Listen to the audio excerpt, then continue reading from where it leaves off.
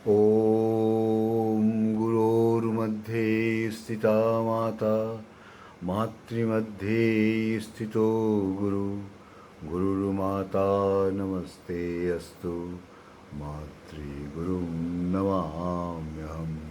ॐ कृष्णाय वासुदेवाय हरये परमात्मने प्रणतः क्लेशनाशाय गोविंदाय नमो नमः। भक्तगण सादर प्रणाम। आज की चर्चा का विषय है गोस्वामी जी का वृंदावन में जब वो थे तो हरिद्वार में कुंभ का मेला लगा हुआ था और उसी समय उन्होंने एक महात्मा जी का दर्शन किया, तो उसका विवरण हम आपके सामने प्रस्तुत कर रहा हूँ।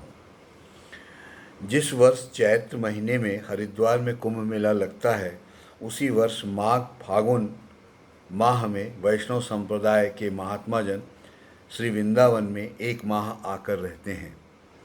श्री चैतन्य महाप्रभु के प्रमुख पार्षद श्री रूप और श्री सनातन गोस्वामी ने लगभग 500 वर्ष पूर्व से यह मेला प्रारंभ किया था। यह मेला जो वृंदावन में लगता है उसको रूप गोस्वामी और सनातन गोस्वामी ने शुरू किया था। साधु जनों के साधन भजन में जो व्यवधान और संशय उत्पन्न होते हैं, उनके संबंध में वे इसी समय महात्माओं से विचार विमर्श कर निर्देश प्राप्त करते हैं। प्राचीन महात्मा लोग देश की धर्म व्यवस्था का भार एक एक महात्मा को प्रदान करते हैं। गोस्वामी जी के समय महात्माओं ने 84 क्रोश ब्रजमंडल का भार श्री रामदास कठिया बाबा जी को सौंपा था तथा उन्हें ब्रज विदेही महंत की उपाधि प्रदान की गई थी। गोस्वामी जी नित्य दोपहर में भोजन उपरांत मेले में जाकर साधु महात्माओं का दर्शन व सत्संग कर संध्या होने से पूर्व अपने आसन पर वापस आ जाते थे। इस प्रकार एक माह तक उन्होंने नित्य नियमित रूप से मेले में सत्संग किया। वृंदावन में कुंभ मेले के समय जिन दो चार अलौकिक प्रसंगों का दर्शन उनके शिष्यों ने किया, उसका वर्णन यहाँ मैं कर रहा हूँ। एक दिन गोस्वामी जी अचानक मेले के भीतर से होते हुए काफ़ी फुर्ती से चले।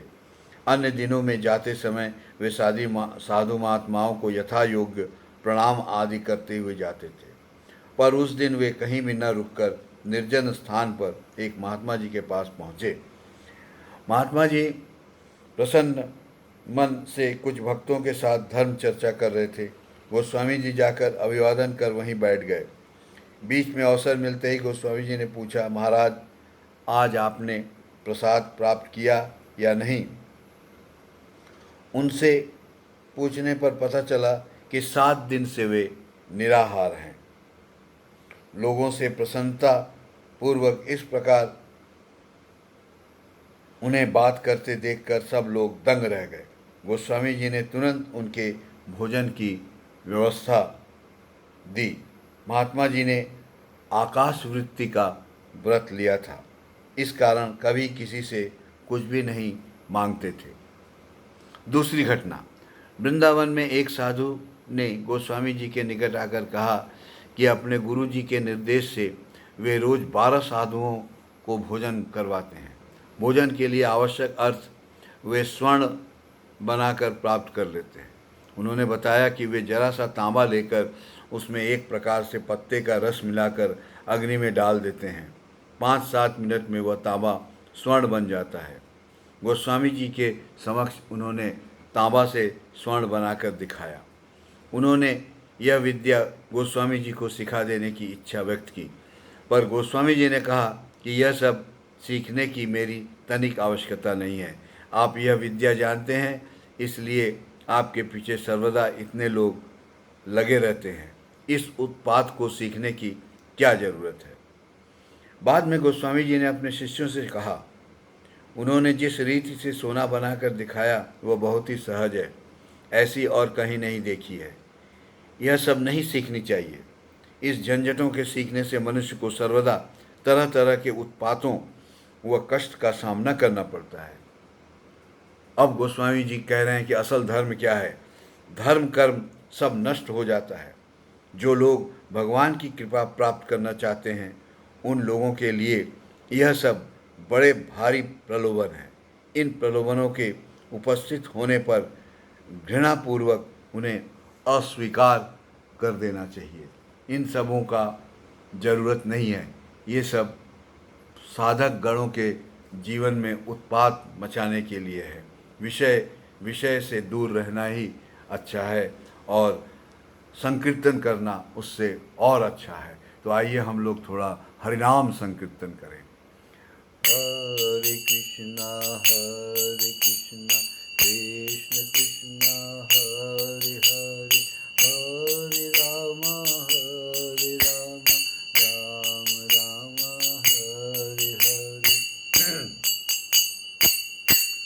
जय जगन्नाथ सुभद्र बलराम, केशव माधव दीन दयाल। जय जगन्नाथ सुभद्र बलराम, जय जगन्नाथ सुभद्र बलराम, केशव माधव दीन दयाल।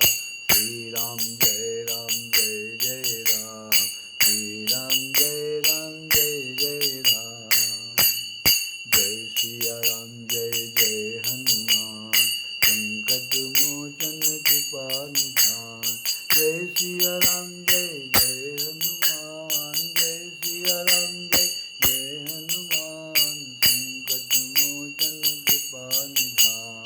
श्री राम जय राम, श्री राम जय जय राम, श्री राम जय जय राम, श्री राम जय राम।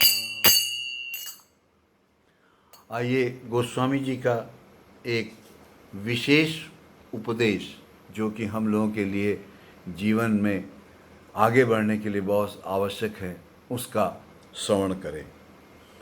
गोस्वामी जी ने कहा था, सद्गुरु के दिए नाम का जप करना साधन नहीं कहलाता।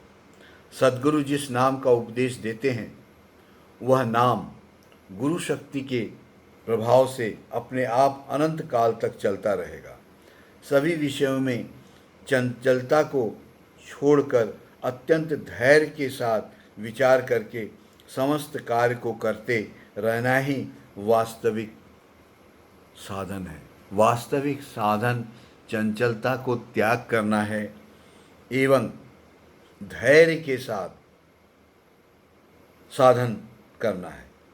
सर्व कार्यों में धैर्य का अवलंबन करना ही साधन है।